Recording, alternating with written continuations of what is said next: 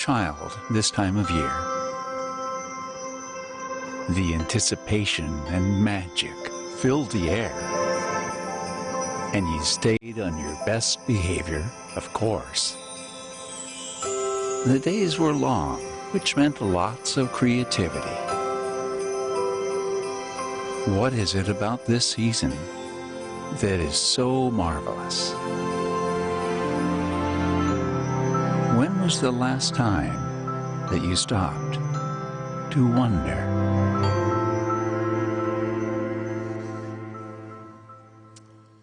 All right, well, good morning. Merry Christmas.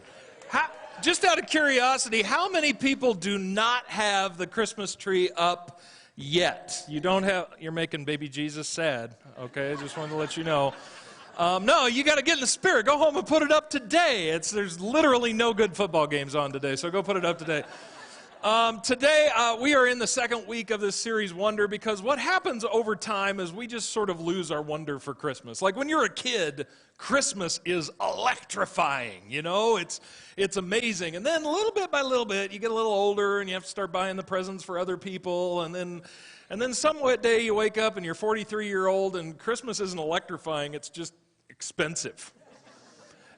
With my wife, I have just watched the glow of Christmas sort of go out of her eye. I hate this.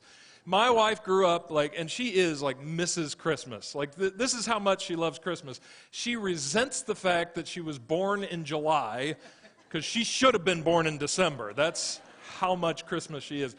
But one of her traditions were that her and her family, her three sisters, mom and dad, would all load up around Christmas time in the station wagon, get some hot chocolate, listen to that old school Christmas music, and drive around and look at Christmas lights. Anybody else do this as a tradition? Yeah, remember life before Netflix? And anyway, so she would do this, and so now that's one of her favorite memories, and so now she's kind of made this a part of our life, and over the last 22 years that we've been married, there's been many times where we've all loaded up together and gone and looked at Christmas lights, listened to that old school Christmas music, and I got to tell you, me and the kids absolutely hate it.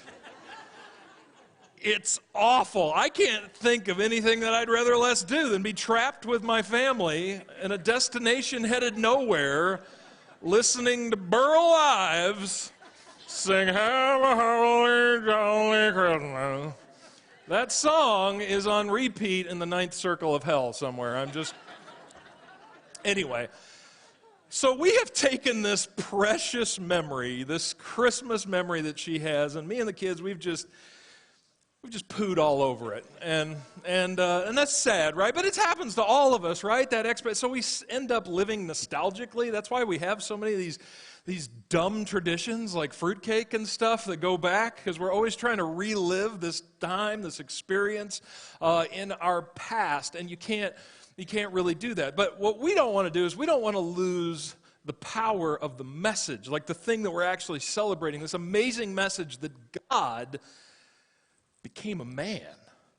It is the centerpiece of humanity. It is the most important event that's ever happened. And we don't want to lose our wonder of that. So we've been restoring our wonder. Last week, Brad gave us the definition of wonder, and this is really what our series is based on. Wonder is a feeling of surprise mingled with admiration, caused by something beautiful. That's what Brad talked about last week, beautiful, unexpected, unfamiliar, or inexplicable. Today, I want to talk about unexpected. We have a tendency to not really understand everything that's going to happen before it happens, right? That's just who we are. And so because of that, we build expectations up in our life. And one of the most dangerous things that you can do is have expectations. That's one of the most dangerous things you can do. That's the most dangerous thing you can do when you go to a movie, right? When I go to a movie, I'm like, nobody tell me it was good, because I don't want to get my expectations up. I want to go in thinking this is trash, and then I might like it. If a new restaurant opens up, don't tell me that it's good. I want to go in thinking this is going to be okay, and then let it surprise me. Expectations in a relationship will kill a relationship. right? My wife thought that when we got married, like it was her dad always took out the trash, just automatically. He was trained. He was, that's what he did. And so she had this expectation that I was the trash person. So when we first got married, she'd be like, hey, the trash is full. And I'm like, yeah, it is. Why don't you take care of that, Because, not because she's a woman or anything like that. Because the expectations I had when I grew up is that I was going to mow the lawn and work on the car and that kind of stuff. And so we just had different expectations. In your relationship with God, expectations can be extremely damaging because we have these expectations that we build about God. And then when he doesn't meet those expectations, we're left confused and disappointed. I'll give you an example. So some of you out there, if you grew up in a not Christian home or not a churched home, you had an expectation of God. It might even be an atheist home, but you kind of had this understanding. If you ever got to the place where you believed in God, you had an expectation that it would work like this. That you would try to be basically a good person because God wants you to be a good person. And if you tried your hardest to be a good person, then God would kind of help things go your way. And so that's why people who may have never prayed a day in their life, all of a sudden, when they don't get that promotion or they don't get that relationship or they don't get that thing that they want, they stop back and they go, why, God? Because they have an expectation. Man, I've been being the good person, and we have a contract, we have a deal. You told me if I'm a good person that you would help me out. Or maybe, if you grew up as a Christian or a church person, you have a little more advanced version of that because you know more. And so your more advanced version is, I'm going to be a good person, and unlike the heathens, I'm going to go to church, and I'm going to read the Bible, and I'm going to pray, and I'm going to be a good person. And then when I pray, you're going to answer my prayers because that's the arrangement. And then that doesn't happen. Or it doesn't happen the way we want it to happen, and we don't kind of get everything that we want, or something comes across our path that we really desire, and we get out prayer, our magic lamp, and we rub the lamp, and the genie doesn't come out, and God doesn't give us what we want. And even in more serious times where, our marriage may be falling apart, or there's somebody that we care about who's dying, there's something big happening, and you're like, God, you're all powerful, you're all knowing, you can fix this, just fix this. And then he doesn't. And he doesn't meet our expectation. And we stand back and we go, wow, prayer doesn't work. On the extreme side, some people conclude God isn't real. God can't be real because he's good and all powerful, and I tried to be a good person and he didn't help me, so he just must not exist. On the other hand, maybe more of you are like this, or you're like, well, yeah, but he doesn't answer prayer. God exists, but he doesn't answer prayer. And you guys can talk about praying all you want, but God doesn't answer prayer. I believe that God's real or whatever, and I'll go to church and try to hold up my end of the bargain, but God doesn't answer prayer. And so it leaves you in a place where what you expect and what you experience are two different things. And I just want to ask you a question. Where did you get that idea?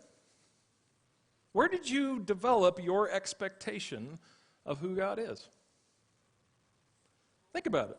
Think about it. Just where did that come from? Did that come from your family? Did it come from something you heard? Here's where I really think it came from. It came from you saying, well, this is how I'd do it if I was God. And I think we can all agree that the world would be a much worse place if you were God. I mean, it'd be better if I was God, but if you were God, it'd be a much worse place. I mean, I think at the same time we can acknowledge it's good that I'm not God, but at the other hand, I think we just went, well, this is how I'd do it if I was God. And we come up with this idea of who God is, and I want to say maybe it's your expectations that need to change. Maybe an all-powerful, all-knowing God is really where you should put your trust more than your image of who you would be if you were God. And so I want you to think about where you got that expectation. I want you to know, I can guarantee you didn't get it from the Bible. Because even a novice reading of the Bible will show you that that is an unhealthy expectation. You've got stories all throughout Scripture. We're going to look at the story of Jesus here in a second, but I want you to know, leading up to Jesus entering the world, there were all kinds of stories where people's expectations and their experience were very different. You got guys like Joseph. It's one of my favorite stories in Scripture to help understand how God works.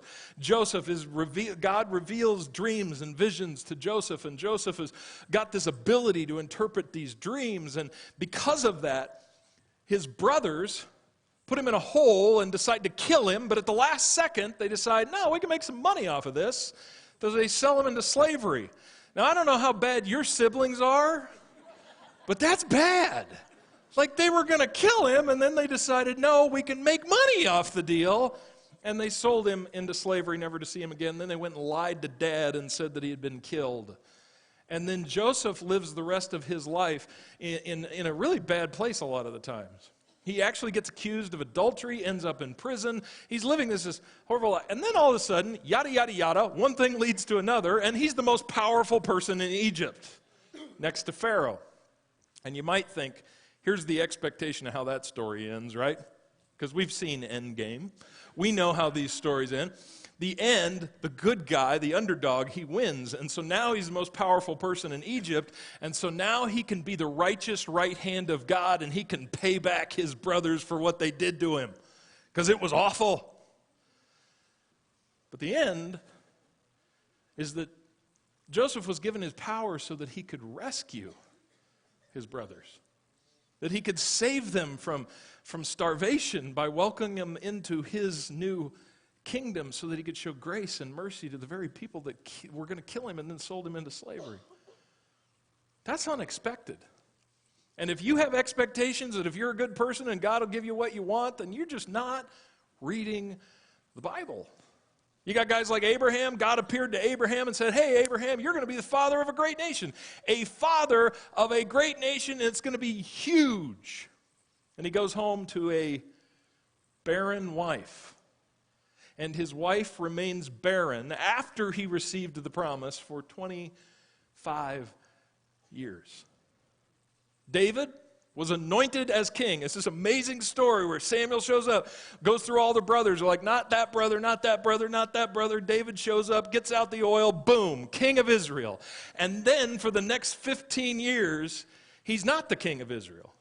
He ends up running from Saul, who is the anointed king of Israel, and there was so much doubt and so much confusion, and it isn't what you expect. Now, my whole point is, but surely when it comes to God entering the world, that changes, right? When God enters the world, it's going to be a little bit cleaner than that. It's going to be a little bit smoother than that. Here's where we jump in. We get in Matthew chapter 1, verse 18. I want you to see that this story is so unexpected. It says in verse 18, this is how the birth of Jesus, the Messiah, came about. I just want you to write that story in your head. Pretend you don't know anything about shepherds or wise men or Bethlehem or any of that. You're God, and you're like, okay, I'm going to put my son on planet Earth. He's going to be born to a virgin and go. I bet for most of us, we would get very cinematic with it. We would be like, man, this is going to be great. It's going to be an important place. It's going to be an important person. There's going to be fireworks. It's going to be huge. You know, it's going to be fantastic. And what you find is anything other than that. In fact, that's one of the best arguments for why the Bible is actually true, is because you can't make this stuff up. You can't make it up. So here's how it happens. His mother, Mary, was pledged to be married to Joseph. So they're engaged before they came together. You know what I mean. Anyway, so before they came together, she was found to be pregnant through the Holy Spirit. Now that sounds magical and cool, and you're just reading that, and we know the story, so we're like, holy and awesome. But Joseph didn't see it that way. He's like, woman, what you talking about, pregnant? Like, what? I know that we didn't, so who? You know who? Next verse. Because Joseph, her husband, was faithful to the law and yet did not want to expose her to public disgrace. Now, let's back up here for a second. Imagine Mary, she had an angel appear to her and said, hey, you're going to give birth to a child. She becomes pregnant even though she knows that she hasn't with anybody. And now she's thinking, wow, this is going to be amazing. And just a little bit later, her love of her life, her person she's engaged to is using words like public disgrace. What? And then he says, so this was his plan. He had in mind to divorce her quietly. I just want you to imagine what happened. Now, eventually Joseph gets on the home team, an angel appears to him, and he understands what's happening. But imagine Mary's anguish. Imagine her frustration. Imagine her heartbreak. That, hey, you're going to be born. She gets pregnant. She tells her husband, and then he's like figuring out how to divorce her. I don't know if it was days or weeks or months in between when that happened and when, as they talked about it. But in those moments, those times, you can bet she was distraught and going, why? Why is this happening?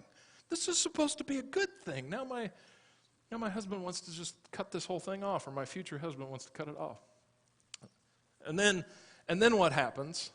It gets even crazier from there. What happens after that is that eventually they get on the home team, and then they end up in the town of Bethlehem. You know the story. They can't find any room at the inn because there's a census. They're traveling, and she's riding on a donkey, 9 months pregnant. That sounds like fun. I could barely get my wife in the Oldsmobile when she was 9 months pregnant, much less on the donkey. They end up in a barn, gives birth in a barn, and then all of a sudden these wise men show up. And the wise men were probably sort of an indication that this was actually real, but everything else was not an indication of that. Are you serious? I've got the Son of God in my belly. I've got the hope and future of the world. The angel appeared to me, and I'm in a barn giving birth to this child. And then all of a sudden the wise men show up, and they've got gold and frankincense and myrrh, and gold makes a lot of things feel good, right? So there's some gold, and they go, okay, yeah, all right. So now it's smooth sailing. Now we're good. And then the wise men leave. Matthew chapter 2, verse 13. When they had gone, when the wise men had left, an angel of the Lord appeared to Joseph in a dream. Get up, he said. Take the child and his mother and escape to Egypt. Escape to what? Egypt? These are not my people. Nobody wants to live in Egypt. Like, that'd be like, you want to live in Las Vegas? Nobody wants to live in the desert. They're going to move to Egypt. Why are we escaping again? Hold on. Remember that angel that appeared to us? He looked like he could take just about anybody. And yet we're escaping. That doesn't sound right. Next verse. Stay there in Egypt until I tell you, for Herod is going to search for the child to kill him. This is such an unexpected story. This isn't how the Son of God enters into the world. You can't make this stuff up. All of a sudden, there's all these hopes and dreams. This is going to be a great thing, and it's met with unexpected turmoil, frustration. And you know, as I go through this story, I can't help but stand back and go, there is so much that doesn't seem like it's a part of a plan here. Right? Just look at it from a distance. You're like, this does not sound like somebody with a master plan. Think about it. Unmarried mother. This was not part of the plan. Right? And you can imagine for the rest of Mary's life, because you know how people are, they're inviting Mary and Joseph over, and Jesus, they're making the jokes, and we're like, yeah, Jesus is coming, the mailman's kid. Like there's probably a tone there. An unmarried mother, an unmarried couple, right? Nobody's buying the whole virgin story for most of their life. I don't think people bought that. Unwilling father, as you and I would be, he did not buy into the story. It wasn't until an angel literally appeared to him and said, no, this is the real deal. Unusual circumstances. There's a census right in the middle of the thing. Why of all things does there need to be a census? Unwanted travel. Why does she have to travel in the middle of this whole thing? You ever have that nuisance in your life and you're like, why is this happening right now? Why, as we're getting ready for Thanksgiving, are we going to the hospital? Or why did the hot water heater break? Or why is this happening? There's just a nuisance right in the middle of it. Why are we having to travel with the Son of God in my belly, 9 months pregnant? Unimportant city. Bethlehem was essentially like just a town on the way. It's like when you're heading to Toledo and then there's Monroe and it's an unimportant city, right? I can say that because we're not video broadcasting to Monroe anymore. So, no, it's not a relevant city. Like, who would have picked Bethlehem? It wouldn't have been picked. Next, unclean labor room, literally born in a barn. Unveiled arrival, unrefined arrival. I mean, when the people that first appeared were shepherds. These are not the kind of people that you would appear to. This is sort of the bottom rung. He just showed up and appeared to shepherds under unfair consequences. All of a sudden, okay, I've got a baby, I gave birth, I've been faithful, I've been doing what God wants me to do, and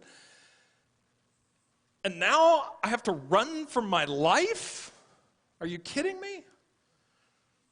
And as I look at that story, I got to admit, it feels like a lot of kind of what I've experienced. Like, and I mean, just like, what? How many times have you gotten to a place in your life where you're just like, what is God doing?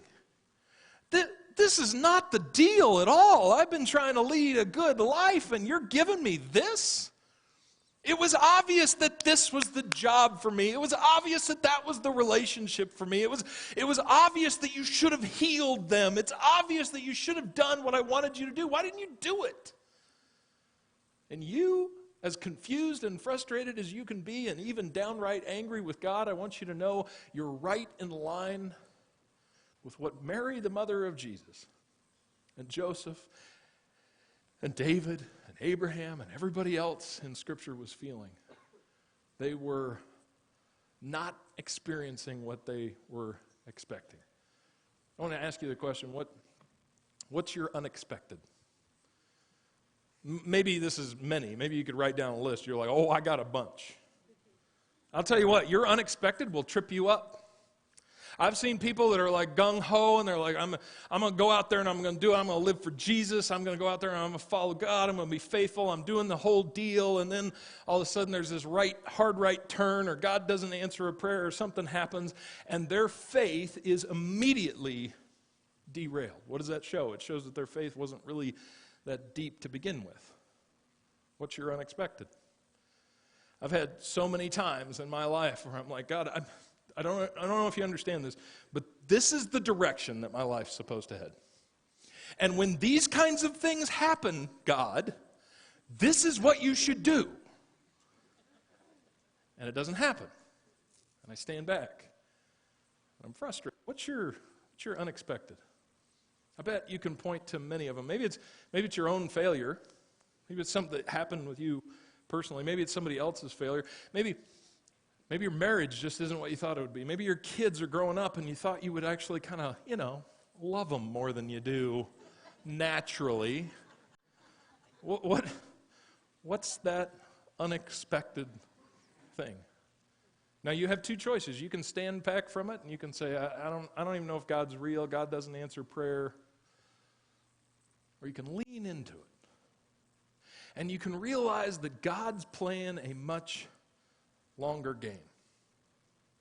And we can look back on it from now 2,000 years ago, and it seems like a blip on the radar. It's just like, well, Mary, don't you know? It seems like there's a song. Mary, did you know? Anyway, that just popped into my head. Sorry. Didn't you know, that this was going to happen? I mean, it seems obvious to us. I'm like, no big deal. Just suck it up for a couple of years, and then all of a sudden you're going to see that your son is going to be like feeding 5,000 people, and he's going to be the center of attention. It's going to be a big deal. And yes, he's going to be crucified eventually.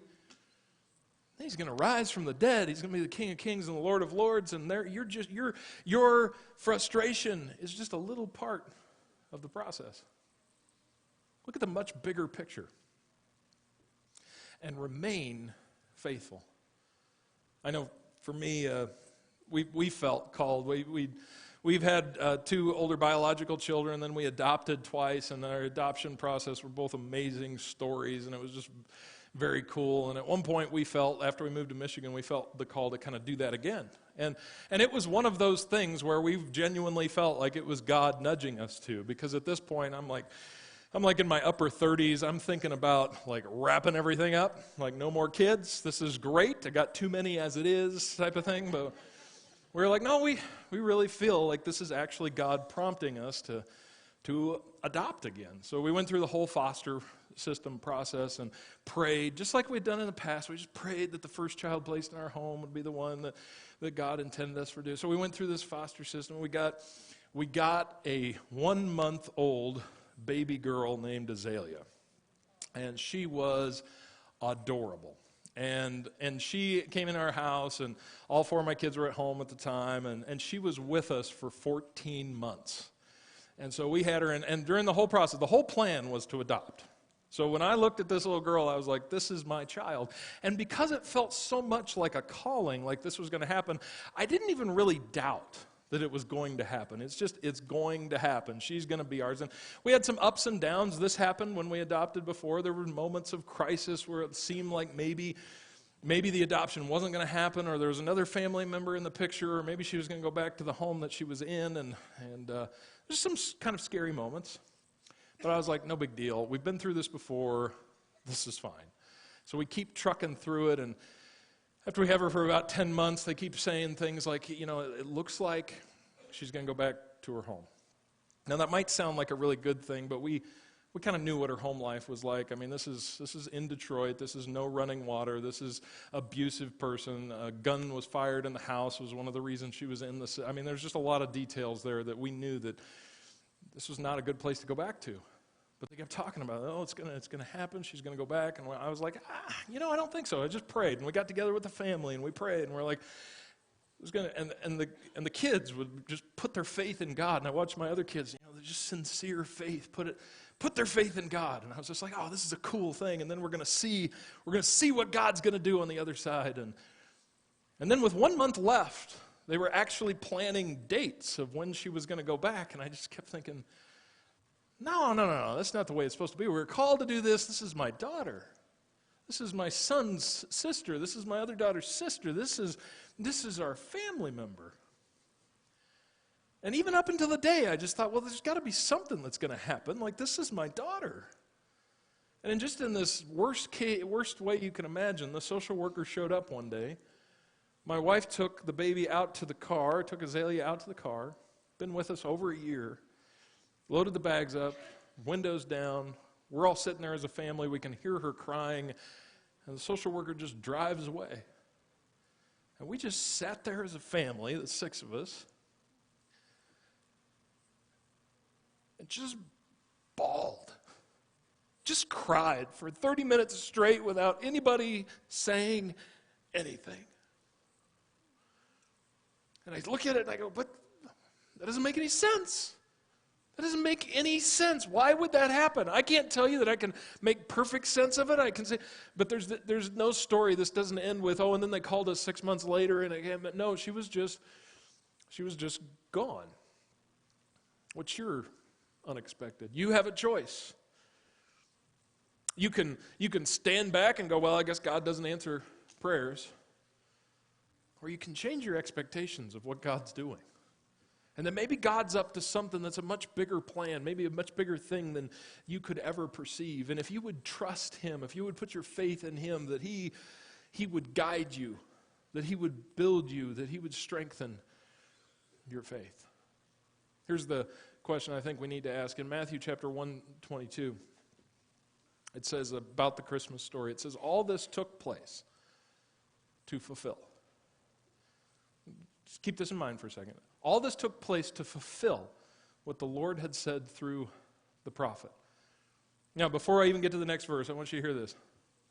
It is actually prophesied about Jesus that He would come from 3 different locations. That's got to be confusing to somebody that's trying to figure out a prophecy.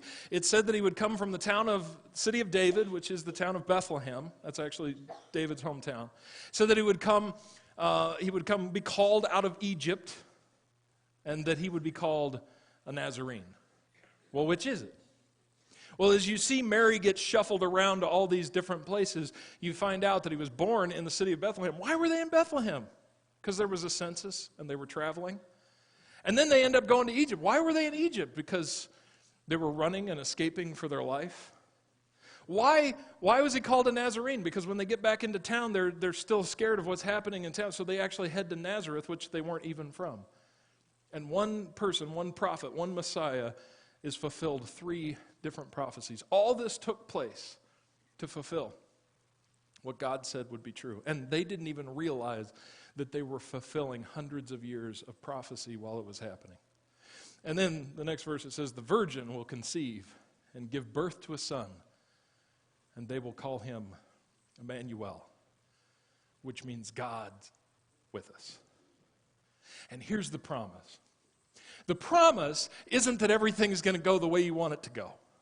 The expectation you should have is not that God's going to fill your every want and desire. The deal is not if you're good, God will be good to you. The deal is you're going to go through this life just like everybody else does, and it's going to be difficult and it's going to be challenging, but God will be there with you every step of the way. When Jesus came to this earth, he lived the life just like we live. And he didn't live an easy, cush life. He could have. He had all the power and the ability. He was God. He could have built the whole thing out to where it was just what he expected. Just what he wanted to experience. But he lived like me and you so that he could be with us. How do you need to invite God to stop meeting your expectations and just be with you? Right now we're going to move into a time of encounter.